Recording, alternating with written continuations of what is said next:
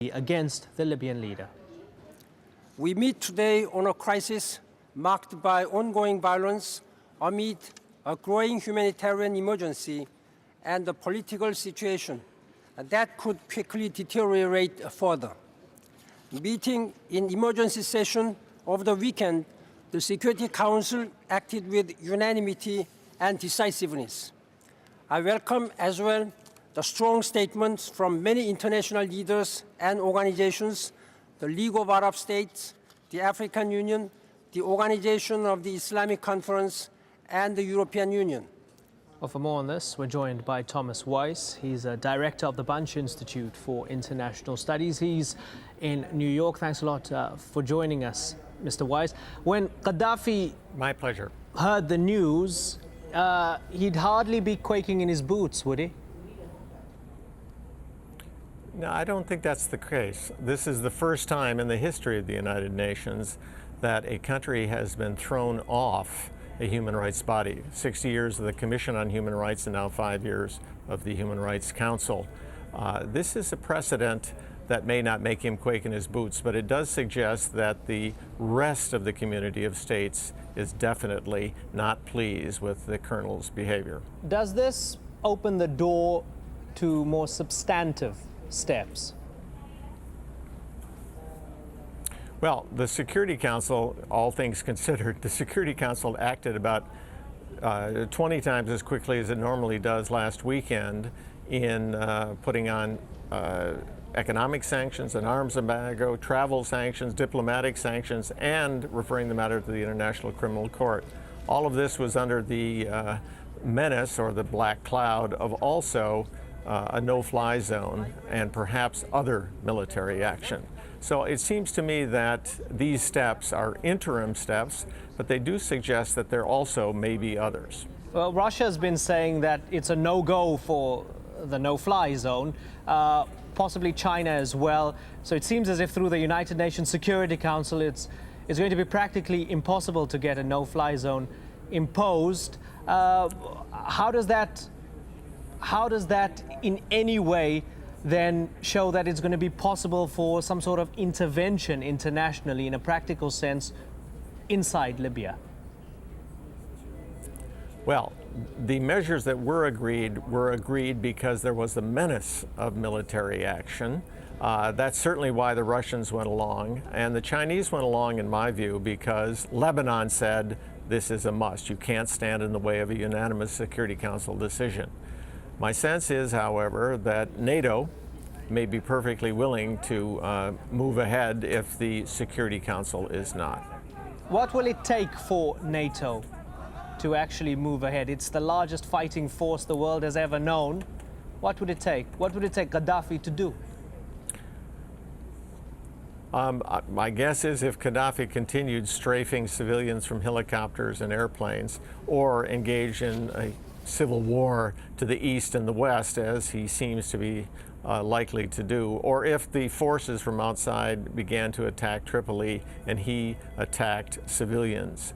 It seems to me that we now have a garrison state in and around the capital. And it seems to me that if he does proceed as he has in the past, that NATO might just take action. Thomas Weiss, thank you very much for sharing your thoughts with us. It was good to talk to you. Good evening. Now, in Oman's city of Sohar, troops have fired into the air to break up protests over economic conditions and corruption. It's the fourth day of demonstrations there. At least one protester was killed on Saturday. Sultan Qaboos bin Said, who's been in power for 4 decades, has promised more jobs and better unemployment benefits. One of Tunisia's main opposition parties has been legalized after being banned for more than 2 decades. The Islamist Ennahda party is led by Rashid Ghannouchi. He returned from exile in London in January after the former president Zain al-Abidine bin Ali was ousted. The former president had branded the party as an Islamic terrorist group. Meanwhile, there are problems for Tunisia's interim government after a leading opposition figure resigned. Regional Development Minister Ahmed Najib Shebbi says he isn't happy with the choice of the newly appointed Prime Minister. Shebbi is the third minister to leave the interim government on Tuesday and the 6th since the weekend. Well, there have been reports that Iranian security forces have used tear gas to break up an anti-government protest in the capital, Tehran. This comes as Iran denies that it's jailed two opposition leaders, Mir Hossein Mousavi and Mehdi Karoubi. Children of the two men repeated their claims on Tuesday that Mousavi and Karoubi and their wives are being held at a prison in Tehran. France has a new foreign minister. Alain Juppé is officially taken over from Michel Alliot-Marie, who was forced to resign after a cabinet reshuffle on Sunday. She faced criticism over revelations she holidayed in Tunisia and her alleged ties with the ousted leader Zain al-Abidine bin Ali. Germany's defense minister, long-rated the country's most popular politician, has quit after a scandal over his PhD thesis. Karl Theodor zu Guttenberg was stripped of his doctorate last month after a portion of it was found to be plagiarized. Paul Brennan reports. The suave young Bavarian aristocrat was one of Germany's most popular government ministers and a darling of the country's conservative right. Karl Theodor zu Guttenberg had been tipped as a possible future leader, and he frequently topped opinion polls ahead of his boss Angela Merkel. But his carefully crafted reputation for honesty and integrity was undermined last month by the revelation that as much as 20% of his PhD thesis appeared to have been copied without attribution. Guttenberg has strongly denied deliberate plagiarism and at first tried to ride out the publicity storm. But with the scandal showing no sign of fading, Tuesday's resignation had become inevitable. I have informed the Chancellor in a very friendly conversation that I am withdrawing from my political offices, and I have requested to be relieved of duty.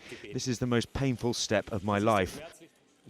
I'm not going only because of my erroneous doctoral thesis, although I understand that would be enough of a reason. The main reason is the question of whether I can still live up to the high requirements I set myself in carrying out my responsibilities.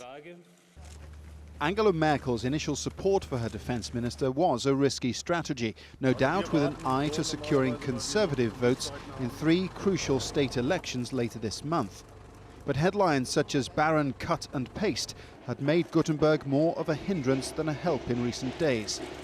And if the university decides Guttenberg plagiarised deliberately, then he could yet be accused of an even more serious offence, of lying to Parliament. Paul Brennan, Al Jazeera. New Zealand has marked 1 week since the magnitude 6.3 earthquake hit the city of Christchurch. The country observed 2 minutes of silence to mark the occasion. More than 150 people from 20 nations have been confirmed dead, but officials say the death toll might be as high as 240.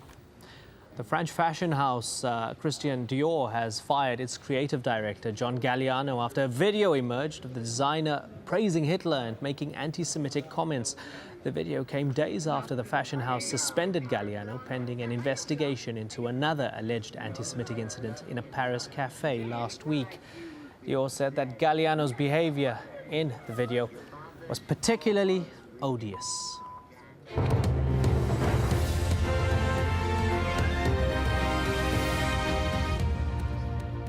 Watching Al Jazeera, these are the stories making headlines. Members of the United Nations General Assembly have made a unanimous decision to